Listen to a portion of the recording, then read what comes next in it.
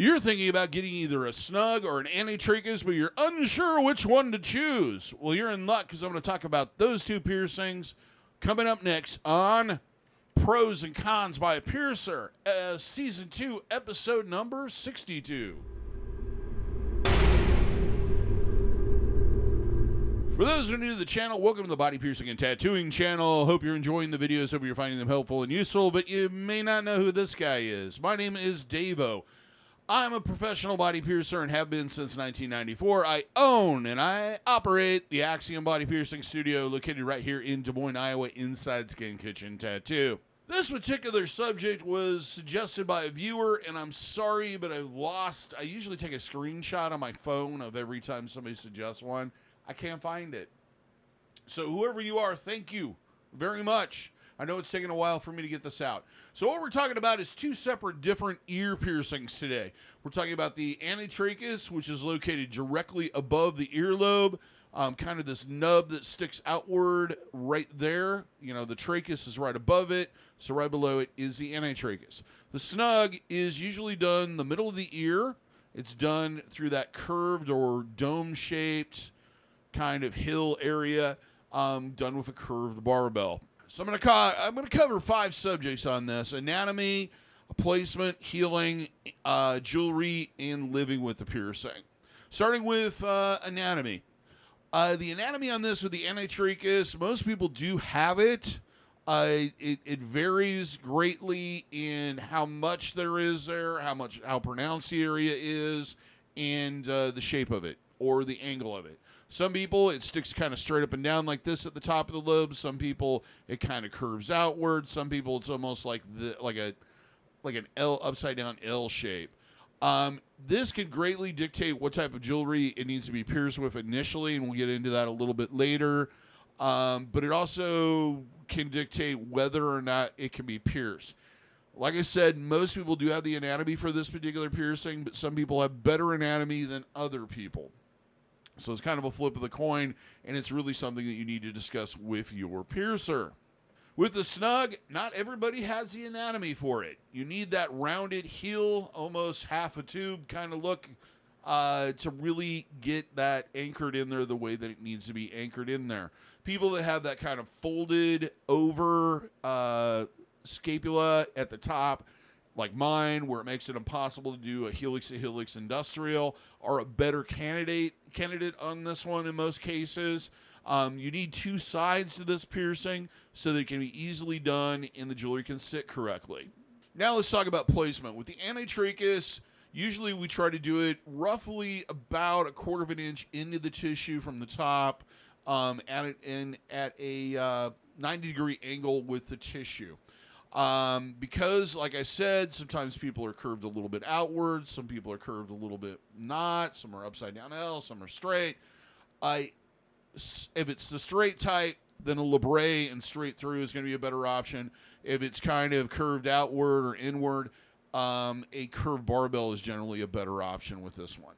With the Snug, it's done pretty much mid-ear where it's at its thickest point, done straight through.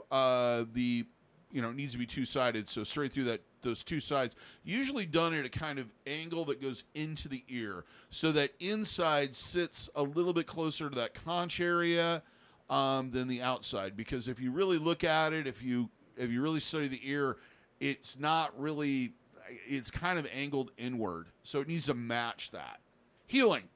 Anit-tragus on this one, I think, would win, mainly because it is more isolated or easier to isolate. It's kind of in this area that doesn't get as much contact. It is at the top of the earlobe, so anytime you put your palm of your hand on your ear, if you feel that particular area, it's probably going to be a little bit more difficult to heal than other areas of the ear where you can't feel that contact.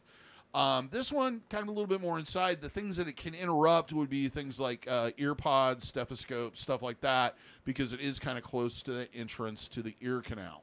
The Snug, though, it tends to be that spot that always has contact because it's on that outside edge of the ear, because if you have a pronounced helix that would kind of isolate it a little bit, it makes you a bad candidate. With this one, it's kind of out there waiting to get knocked around a lot. It's going to be affected by pretty much everything it comes in contact with, and it's going to be a little bit more difficult of a healing for that reason alone. It's going to affect how over-the-ear headphones, telephones, sleeping, also helmets, anything that covers the ear is pretty much going to be a problem. Jewelry choice. As I mentioned earlier, with the Anit-tragus, it really depends on what the shape of your Anit-tragus is. Ones that are more straight up and down will do better with a straight post, like a labre stud, or even a micro or small barbell would work. Those that are more outward or bent outward, curved barbells tend to do a little bit better, basically because it's easier to position and make room for that jewelry, because we do need it a little bit on the long side to allow for swelling. Both of these piercings are going to swell generally quite a bit and go through phases of grumpiness, more so than other piercings, just like any cartilage piercing. So for that reason, we have to oversize the jewelry, and you're going to have to downsize at some point.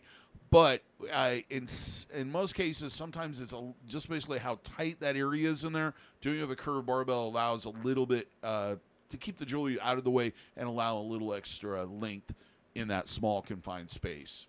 Snug piercings, pretty much curved barbells about your only option. I have seen, like in the past, people wear rings in these, but I think you would have to have this piercing for a very, very long time and get it to the point where it was well seasoned and matured to get to the point where you could easily, comfortably wear a ring in it. It's just not one of those piercings that's easy to do that in. Generally, it's a curved barbell is your best option, and that's what you're going to pretty much stick to throughout the healing period and after.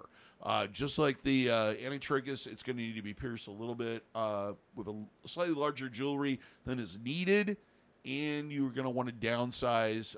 Generally, with either of these, I guess I didn't really mention it on the Anti-Tragus, you're going to have to downsize the shorter pose, usually about 6 to 8 weeks into the healing process. Now, living with the piercing. Out of the two, the Anti-Tragus is probably going to be the easiest to live with because it is more isolated. It's more inside the ear. It doesn't have as much contact as the Snug is going to be. The Snug is going to affect, even after it's healed, sleeping. It's going to affect headgear, anything you wear over it, anything that covers it is probably going to be affected in one way, shape, or form when you have this piercing. The Anti-Tragus, not so much so, but it is still something you need to concern yourself with, especially if you're somebody that wears a lot of earbuds or uses stethoscopes at work or needs a hearing aid or something to assist with your healing. Or hearing. Not healing, hearing. Well, that's all I have to say on this subject today. If you have either of these piercings and would like to share your experience with healing them out and living with them and etc., please leave a comment. Till next time, here's hoping all your piercings heal with ease and without a single issue. And if you're in the Des Moines, Iowa area, I hope to see you for your body piercing needs in the future. Have a good day, everybody. Take care, and we'll see you in the next video.